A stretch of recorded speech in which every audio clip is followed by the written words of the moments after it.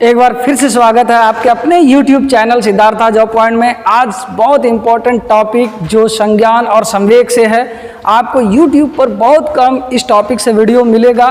तो आज हम इस वीडियो में जिक्र करेंगे कि संज्ञान का अर्थ, परिभाषा, फिर संज्ञान के क्या सिद्धांत है, संज्ञान की विशेषता क्या है। तो वीडियो को शुरू से अंत तक देखिएगा। जो नए लोग हैं, चैनल पर पहली बार आए हैं, चैनल को सब्सक्राइब कर लीजिएगा, बेल आइकन भी प्रेस कर लीजिएगा, ताकि आने वाला सी टेट हो, जे टेट हो, बी टेट हो, यूपी टेट हो, उसमें हर तरह का वीडियो आपको पहले मिलते रहे।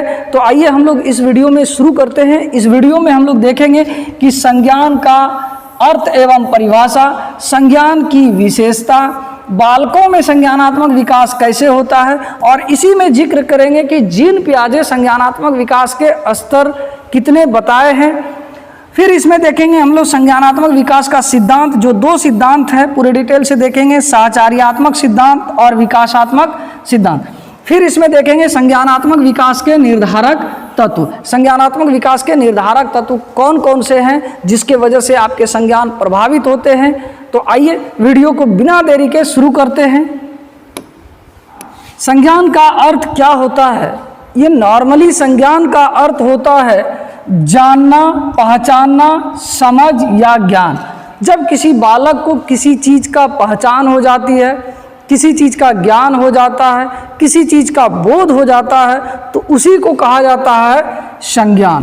तो यानी हम लोग एक शब्दों में कह सकते हैं कि संज्ञान एक ऐसी मानसिक प्रक्रिया है जिसमें कोई बालक या कोई व्यक्ति किसी विषय वस्तु के बारे में जानता है, किसी विषय वस्तु को पहचानता है, किसी विषय वस्तु के बारे में समझ हो जाती है, या किसी विषय वस्तु के बारे में ज्ञान हो जाता है।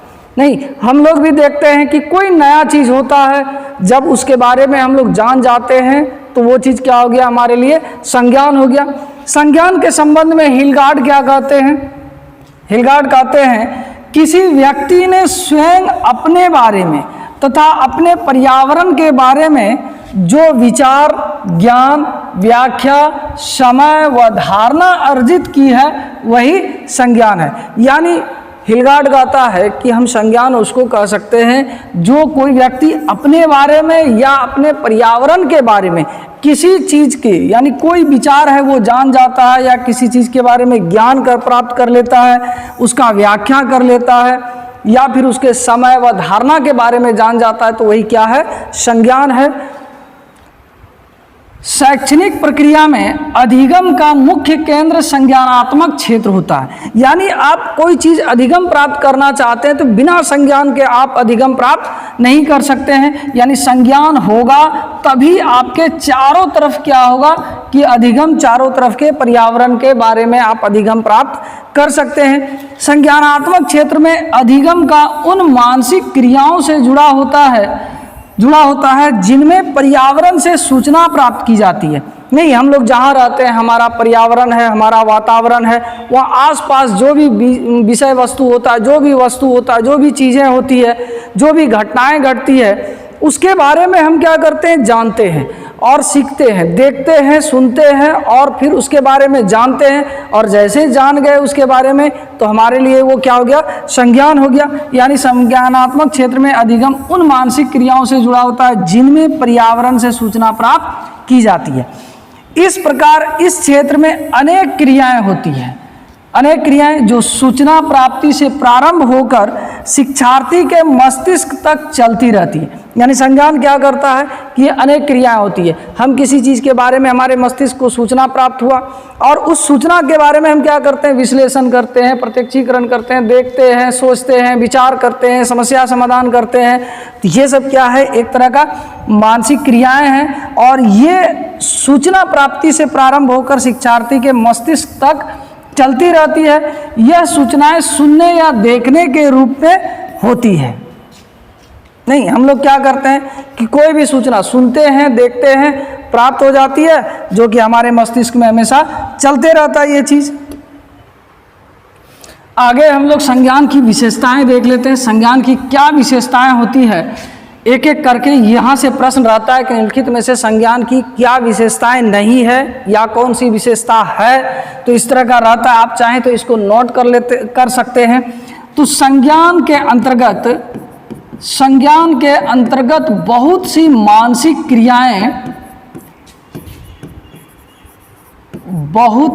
मानसिक क्रियाएं सन्निहित रहती है।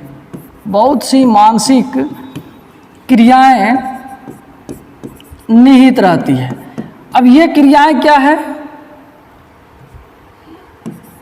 क्रियाएं निहित रहती है। जैसे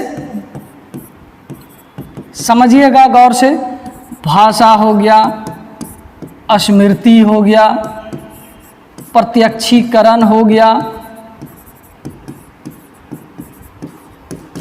कल्पना हो गया, तर्क हो गया, चिंतन हो गया। तो देखिए ये इसमें क्या है कि बहुत से मानसिक क्रियाएं निहित रहता है। यानी संज्ञान के अंतर्गत कौन सी मानसिक क्रियाएं? भाषा। अब कोई बच्चा जन्म लेता है तो उसके लिए पूरी दुनिया नई होती है, और जब वो वातावरण में रहता है तो वातावरण में जो भी भाषाएं बोली जाती है, धीरे धीरे उन शब्दों को सुनता है, उन शब्दों से संबंधित वस्तु को अपने संज्ञान में लेता है, फिर शब्द और वस्तु दोनों को जोड़ते हुए वो भाषा सीख लेता है। यानी भाषा क्या है? एक मानसिक क्रिया है जो संज्ञान के अंतर्गत है। यानी संज्ञान के अंतर्गत ये मानसिक क्रिया है। स्मृति, याद, एक तरह से मेमोरी। अब कोई भी व्यक्ति के अंदर संज्ञान तभी होगा जब उसको मेमोरी में रहेगा, याद में रहेगा, स्मृति में रहेगा। अब कोई याद ही नहीं रखे तो उसके अंतर्गत वो चीज़ संज्ञान नहीं हो सकता है। प्रत्यक्षीकरण, यानी जो प्रत्यक्ष रूप से हम लोग देखते हैं, सुनते हैं, महसूस करते हैं, उसके बारे में हमको क्या होता है? संज्ञान होता है। और संज्ञान तो जुड़ा हुआ है अधिगम से। कल्पना, हम किसी चीज़ के बारे में कल्पना करते हैं, इमेजिन करते हैं, तर्क करते हैं, लॉजिक करते हैं, या फिर चिंतन करते हैं किसी चीज़ के बारे में, या फिर समस्या समाधान करते हैं। तो ये सभी किससे जुड़ा हुआ है? ये सभी जुड़ा है आपका मानसिक क्रिया से। और मानसिक क्रिया संबंधित किससे है? संज्ञान से। तो ये पहली विशेषता थी कि संज्ञान के अंतर्गत बहुत सी मानसिक क्रियाएं निहित रहती है, जैसे भाषा, स्मृति, प्रत्यक्षीकरण, कल्पना, तर्क, चिंतन, समस्या समाधान। दूसरा है संज्ञान एक जटिल प्रक्रिया है। संज्ञान एक जटिल प्रक्रिया है।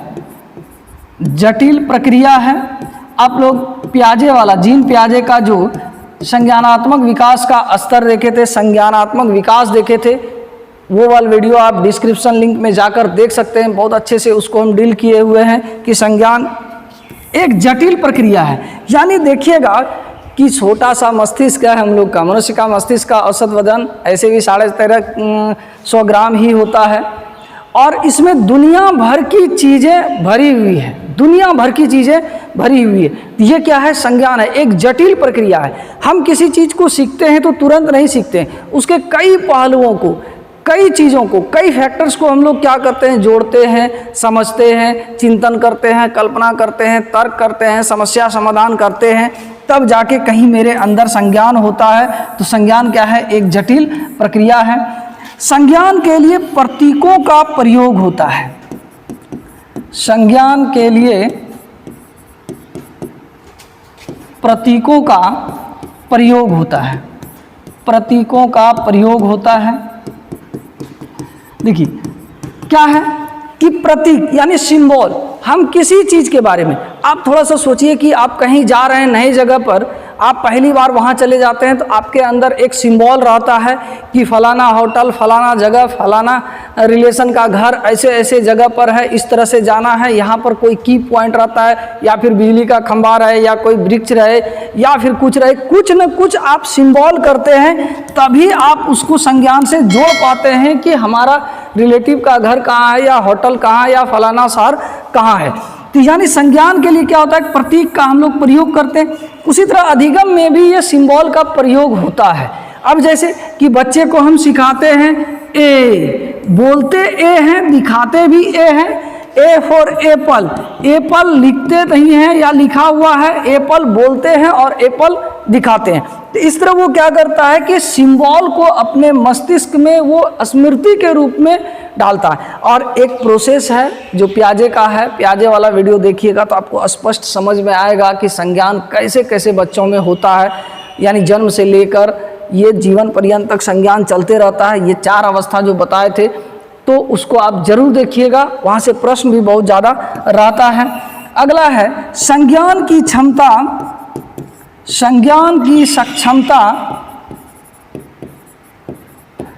संज्ञानात्मक विकास पर डिपेंड है, संज्ञानात्मक विकास पर निर्भर है, विकास पर निर्भर है। यानी आप में किसी चीज़ का क्षमता, आपके अंदर टैलेंट जो है, सक्षमता जो है, ये डिपेंड किस पर है? संज्ञानात्मक विकास पर। आपके अंदर जितना संज्ञानात्मक विकास रहेगा आपके अंदर उतना ही एबिलिटीज़ होगा। यदि आपके अंदर संज्ञान कम है तो एबिलिटीज़ भी कम होगा, सक्षमता भी कम होगी। अगला है संज्ञानात्मक विकास, संज्ञानात्मक विकास अनुभवों के फलस्वरूप, अनुभवों के फलस्वरूप प्राप्त होती है, फलस्वरूप प्राप्त होती है, यानी प्राप्त होती है। यानी संज्ञानात्मक विकास किसी भी प्राणी में या किसी भी बच्चे में तभी संभव है जब उसको किसी चीज़ का अनुभव हो। हम किसी कार्य को बड़ा इजी से कर लेते हैं, लेकिन याद कीजिए कि जब उस कार्य को आप पहली बार सीख रहे थे, पहली बार प्रयास किए थे, क्या आप उतने सफाई से कर पाए थे? नहीं कर पाए थे। कारण क्या था कि धीरे धीरे अनुभव हुआ और वो अनुभव आपका किससे जुड़ गया? संज्ञानात्मक विकास से। संज्ञानात्मक विकास, संज्ञान एक विकासात्मक प्रक्रिया है, एक विकासात्मक प्रक्रिया है। नहीं, यानी क्या है कि संज्ञान आपके अंदर है तो ये विकासात्मक है। किसी चीज़ का संज्ञान हो जाए तो उसका वो विकास होते रहेगा, ये विकास होने की प्रक्रिया है। यानी विकास यानी संज्ञान क्या है? एक विकासात्मक प्रक्रिया है। संज्ञान के विकास, संज्ञान के विकास बुद्धि को प्रभावित करता है, बुद्धि को प्रभावित करता है, प्रभावित करता है। यानी कि संज्ञान आपके अंदर जैसा रहेगा बुद्धि आपकी क्या हो जाएगी? प्रभावित हो जाएगी। ये संज्ञान की कुछ विशेषताएं हैं और इसके संबंध में आप लोग देखे होंगे कि पियाजे वाला 4 अवस्था बताएं बच्चों में कैसे, बालकों में कैसे संज्ञानात्मक विकास होता है। इसके संदर्भ में जीन पियाजे 4 अवस्था बताते हैं। चारों अवस्था से तो बहुत प्रश्न रहता है, कभी मैचिंग से दे देता है, कभी पहली अवस्था का एज क्या है, दूसरी अवस्था कौन सी है, तीसरी अवस्था का एज क्या है, इस तरह का बहुत प्रश्न रहता है। चूँकि आपको हम यहाँ पर जीन पियाजे का नहीं बताने वाले हैं, लेकिन आपको चारों अवस्था बता देते हैं। चारों अवस्था आप लिख लें ताकि ये आपका 2 नंबर तो फिक्स है, 2 नंबर एकदम फिक्स है, रहेगा ही। 1-2 नंबर हर टेट में रहता है यहाँ से। तो पहला है संवेदी प्रेरक अवस्था, संवेदी प्रेरक या इंद्रिय जनित गामक अवस्था, इंद्रिय जनित गामक अवस्था। ये जीन पियाजे बताते हैं कि इसका उम्र होता है जन्म से 2 वर्ष तक। 2 वर्ष तक यही प्रश्न रहेगा कि इंद्रिय जनित गामक अवस्था कब से कब तक रहता है? तो जन्म से 2 वर्ष तक। इसकी विशेषता क्या होता है कि इसमें बच्चे प्रत्यक्षीकरण होते हैं, जो चीज़ वो प्रत्यक्ष रूप से देखता है उसके बारे में ये जानता है। और इसमें जो है इंद्रियों के द्वारा उसके अंदर संज्ञान का विकास होता है। जो चीज़ वो देखता है, जो चीज़ सुनता है, जो चीज़ वो स्किन से महसूस करता है, जो चीज़ वो टेस्ट के रूप में जीभ से स्वाद करता है, उसके हिसाब से वो जानता है। यानी कष्ट होगा तो कष्ट करने पर, कष्ट होने पर रोना, भूख लगने पर रोना। तो ये संवेदी प्रेरक अवस्था का ये सब गुण है, आपको वहाँ डिटेल से हम बताए हुए हैं। दूसरा है पूर्व संक्रियात्मक अवस्था। पूर्व संक्रियात्मक अवस्था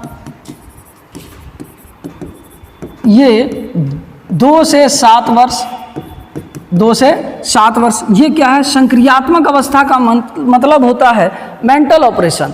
मेंटल ऑपरेशन क्या हुआ कि जैसे हम कोई घटना आ जाए, कोई वस्तु है, हम कोई चीज़ खरीदने जा रहे हैं तो हम क्या करते हैं कि मानसिक संक्रिया करते हैं इसका कॉस्ट ज़्यादा है, क्वालिटी अच्छा नहीं है, क्वालिटी ये बहुत सुंदर है, कलर अच्छा है, डिजाइन अच्छा है। तो हम अपना मानसिक संक्रिया करते हुए क्या करते हैं, सोचते हैं। लेकिन ये इस अवस्था में क्या होता है, पूर्व संक्रियात्मक अवस्था है। इसमें बच्चे 2 से 7 वर्ष के बच्चे अपने मेंटल ऑपरेशन को नहीं कर पाता है, मानसिक संक्रिया को नहीं कर पाता है। कई मौक़ों पर आप लोग देखे होंगे कि अपने छोटे बच्चे को, जो 2 से 7 साल का बच्चा है, उसको कपड़ा खरीदवाने के लिए ले जा रहे हैं या कोई खिलौना खरीदवाने के लिए ले जा रहे हैं, तो कपड़ा दुकान में उसको जो निकाल देगा, हाँ हम यही लेंगे, हाँ हम यही लेंगे। वो ये नहीं सोचेगा कि ये हमारा साइज है या नहीं है, हमारा कलर है या नहीं है। तो इस तरह का अगर वगैरह वो इस चीज़ में मानसिक संक्रिया करते हुए नहीं सोच सकता है, तो ये इसके पूर्व की अवस्था है। और तीसरा है मूर्त संक्रियात्मक अवस्था। मूर्त संक्रियात्मक अवस्था, जिसको प्रत्यक्ष संक्रियात्मक अवस्था भी कहते हैं। मूर्त संक्रियात्मक अवस्था, ये उम्र होती है 7 से 11 वर्ष। 7 से 11 वर्ष। अब इस अवस्था में बालक क्या कर लेते हैं कि जो मूर्त चीज़ें देखती है, मूर्त चीज़ें हम लोग किसको कहते हैं, जिसको छू सकें, जिसको देख सकें, वैसे चीज़ कहलाता है मूर्त चीज़। जैसे ये पेन है तो ये मूर्त है, ये कुर्सी है, टेबल है, बेंच है, कोई वस्तु है, तो ये चीज़ें मूर्त है। तो बच्चे इस अवस्था में क्या करते हैं कि जो 7 से 11 साल के बच्चे होते हैं, जो मूर्त चीज़ें होते हैं उसके बारे में ये विश्लेषण या व्याख्या करने लगता है, समझने लगता है कि ये वस्तु, ये चीज़ें हैं, इसका काम ये है। यानी जो नज़र के सामने रहता है उस चीज़ के बारे में ये ज़्यादा इसका मेंटल ऑपरेशन ये कर पाता है। तो ये पियाजे चौथा अवस्था बताते हैं, अमूर्त या औपचारिक संक्रियात्मक अवस्था।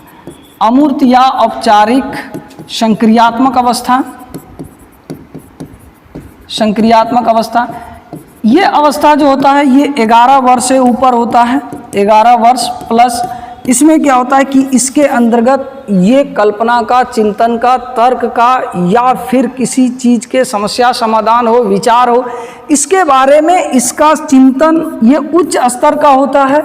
ये जो भी चीज़ें सीखता है जीवन में, जो भी चीज़ें यहाँ से सीखता है, ये चीज़ें उच्च स्तर तक इसका चिंतन चला जाता है। तो यानी अमूर्त, यानी जो चीज़ इसके सामने नहीं रहता, जो चीज़ इसके पास नहीं रहता, उसके बारे में भी ये पूरा वखान कर सकता है। मान लिया जाए कि कोई 11 से ज़्यादा उम्र का बच्चा है, आप उसको कहिएगा कि अपना विद्यालय पर आप लेख लिखो, घर में भी दे दीजिएगा कि अपना विद्यालय पर लेख लिखो, तो वो विद्यालय उसके पास नहीं है, वो 10 लाइन 20 लाइन लिख सकता है। लेकिन इसमें क्या है कि मूर्त संक्रियात्मक अवस्था में जो वस्तु है उसी वस्तु का, जब तक वस्तु नहीं रहेगा तब तक उसका वो पूर्ण विश्लेषण अच्छे से नहीं कर पाएगा। उसमें भी क्या कि कुछ चीज़ें इसके ज़हन में तब तक बरकरार रहती है जब तक कि वो वस्तु उसके नज़र के सामने होती है।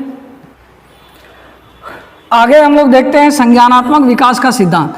देखिए ये संज्ञानात्मक विकास का सिद्धांत, देखिए ये जीन पियाजे से अलग हटकर है। हम पहले भी बता रहे हैं कि ये जीन पियाजे नहीं समझना है इसको।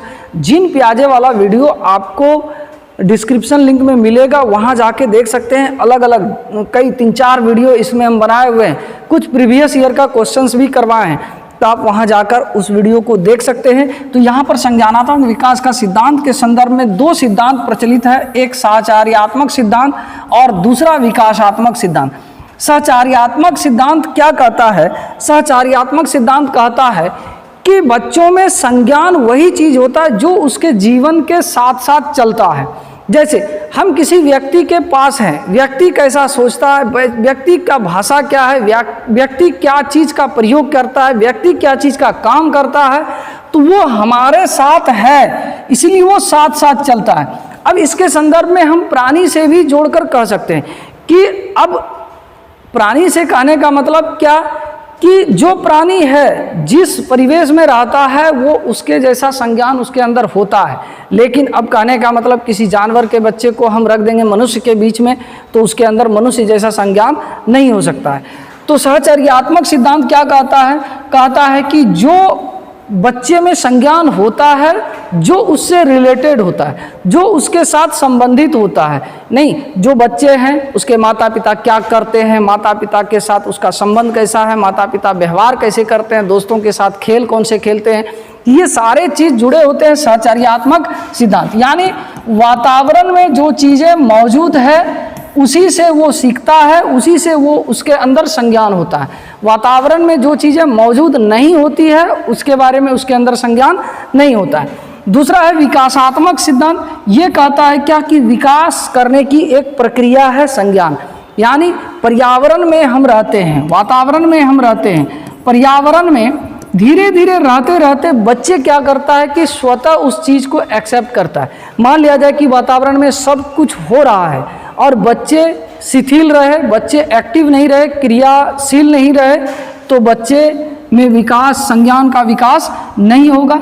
यानी बच्चे क्या करते हैं कि बच्चे का जैसे जैसे विकास होता है, उम्र बढ़ते जाती है, तो बच्चों में संज्ञान भी बढ़ते जाता है। आइए अब हम लोग देखते हैं संज्ञानात्मक विकास के निर्धारक तत्व। यानी संज्ञानात्मक विकास के लिए कौन से निर्धारक तत्व हैं जो हमारे लिए संज्ञान को प्रभावित करता है। वंशानुक्रम। यानी वंशानुक्रम किसको कहते हैं, इससे संबंधित भी वीडियो हम बनाए हुए हैं। आनुवांशिकता और वातावरण नामक टॉपिक से 2-3 वीडियो 2-3 पार्ट में बना है, वहाँ से आप डिटेल से देख सकते हैं। फिर भी हम यहाँ पर आपको इतना तो जरूर बताएंगे जो आप वंशानुक्रम को समझ पाएँ कि वंशानुक्रम क्या है। तो वंशानुक्रम क्या होता है कि कोई भी प्राणी जब अपने जैसे समान संतान को जन्म देता है, फिर जो माता पिता या उसके पूर्वजों का गुण उसके अगली पीढ़ी में स्थानांतरित होता है, उसको कहते हैं हम लोग वंशानुक्रम। नहीं, जैसे कोई जानवर है तो जानवर का संतान जानवर जैसे, मनुष्य का संतान मनुष्य जैसे, पक्षी का संतान पक्षी जैसे, कीट पतंग के संतान कीट पतंग जैसे होते हैं। ये इस वजह से होता है क्योंकि ये वंशानुक्रम है, आनुवांशिकता है, और उससे संबंधित जो लक्षण और गुण होते हैं उसी तरह के होते हैं। अब कोई पक्षी का संतान है तो उसका स्ट्रक्चर, बनावट, रंग, रूप उसी तरह से होता है। मनुष्य में भी यदि माता पिता गोरे हैं तो संतान भी गोरे हो जाते हैं। क्योंकि हालांकि उस वीडियो में हम ये भी बताए हैं कि माता पिता गोरे होने के बावजूद काले कैसे हो जाते हैं। तो इस रहस्य को जानने के लिए उस वीडियो को जरूर देखिएगा कि माता पिता गोरे होने के बाद काले कैसे हो जाते हैं, या फिर काले माता पिता हैं तो उनके संतान गोरे कैसे हो जाते हैं। आप लोग गलत तर्क मत लगाइए, गलत अर्थ मत लगाइएगा। ये जीन के वजह से होता है, यानी वंशानुक्रम के वजह से होता है। आप वहाँ देख सकते हैं। तो संज्ञानात्मक विकास का निर्धारक तत्व में वंशानुक्रम है। तो यानी जिस जीव का जैसा वंशानुक्रम होगा उसके अंतर्गत संज्ञान भी उसी तरह से होता है। जैसे कि मनुष्य है, मनुष्य का संज्ञान, मनुष्य के जैसा संज्ञान को प्राप्त कर लेता है। अब मनुष्य के बीच में रहेगा, जहाँ का बोली, भाषा, कल्चर, स्ट्रक्चर, बुद्धि जिस तरह का रहेगा उस बीच में बच्चे रहते हैं तो वो उस तरह से सीख जाते हैं। लेकिन हम दूसरे प्राणी को मनुष्य के बीच में रख देंगे तो मनुष्य के जैसा वो व्यवहार नहीं सीख पाएगा, क्योंकि ये वंशानुक्रम उसको प्रभावित करता है। ये निर्धारक तत्व है। दूसरा है सामाजिक बंधन। यानी समाज में किस तरह से कोई बालक जुड़ा हुआ है, समाज से किस तरह वो रिलेटेड है, समाज में यदि है, जैसा समाज में रहेगा वो वैसा उसी समाज के संज्ञान को वो हासिल भी करेगा। लिंग भी प्रभावित करता है कि लड़की है तो उसमें लड़कियों जैसा संज्ञान हो जाता है, महिला है तो महिला जैसी संज्ञान हो जाता है, पुरुष है तो पुरुष जैसे संज्ञान हो जाता है, लड़का है तो लड़का जैसा संज्ञान हो जाता है। तो लिंग भी एक तरह से संज्ञानात्मक विकास का निर्धारक तत्व है। आयु एवं शिक्षा। अब कोई बालक या कोई व्यक्ति की आयु जितनी अधिक होगी उसके अंतर्गत संज्ञान वैसी होगी। अब 2 साल का बालक है और 20 साल का कोई लड़का है तो दोनों का संज्ञान में डिफरेंट हो जाएगा। शिक्षा, कोई पढ़ा लिखा है और कोई पढ़ा लिखा नहीं है तो पढ़ा लिखा वाला तथ्य संज्ञान अलग हो जाता है, जो पढ़े लिखे नहीं है उसका संज्ञान अलग हो जाता है। फिर जनसंपर्क यानी जनसंचार माध्यम। आजकल देखते हैं कि टेक्नोलॉजी बहुत डेवलप कर गया है। हर घर में इंटरनेट है, हर घर में मोबाइल है, हर घर में एंड्रॉयड है। तो जो आज से 50 साल पहले, 30 साल पहले जो बच्चों में संज्ञान होता था उसका टेक्नोलॉजी बहुत स्लो था तो उसके अंदर संज्ञान उस तरह से नहीं हो पाता था। लेकिन आजकल का बच्चा देखिए 2 साल का हो गया, साल भर का हो गया, बच्चा मोबाइल चलाना सीख रहा है। लेकिन हम लोग देखते हैं कि दादाजी लोग हैं, अभी कितनों आप सिखाइए वो नहीं सीख पाता है, क्योंकि अभी टेक्नोलॉजी से जुड़ा हुआ है। तो जिस तरह का टेक्नोलॉजी के बीच में बच्चे रहते हैं उसके अंदर उसी टेक्नोलॉजी से संबंधित संज्ञान उसके अंतर्गत होता है। तो ये था संज्ञान से संबंधित महत्वपूर्ण वीडियो। उम्मीद करते हैं ये वीडियो आपके लिए बहुत उपयोगी होगा आने वाला वीडियो जो अगला वीडियो जो होगा कि इसी संज्ञान और संवेग के अंतर्गत हम लोग देखेंगे कि संवेग का क्या अर्थ है, संवेग के संबंध में परिभाषा मनोवैज्ञानिक क्या क्या दिए हैं, संवेग के सिद्धांत क्या है, संवेग की विशेषता क्या है, फिर उसमें विशेष करके मैकडूगल का जो 14 प्रकार के संवेग हैं, 14 प्रकार के मूल प्रवृत्ति हैं और संवेग से किस तरह से जुड़े हैं, तो उस वीडियो को लेकर आएंगे। मिलते हैं अगले वीडियो में, तब तक के लिए जय हिंद।